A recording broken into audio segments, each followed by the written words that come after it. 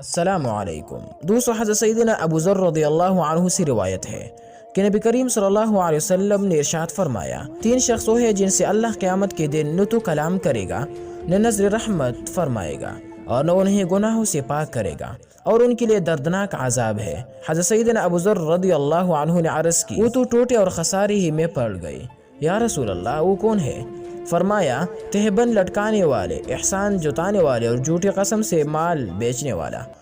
دوستو، کلام سے مراد محبت کا کلام ہے، دیکھنے سے مراد کرم کا دیکھنا ہے،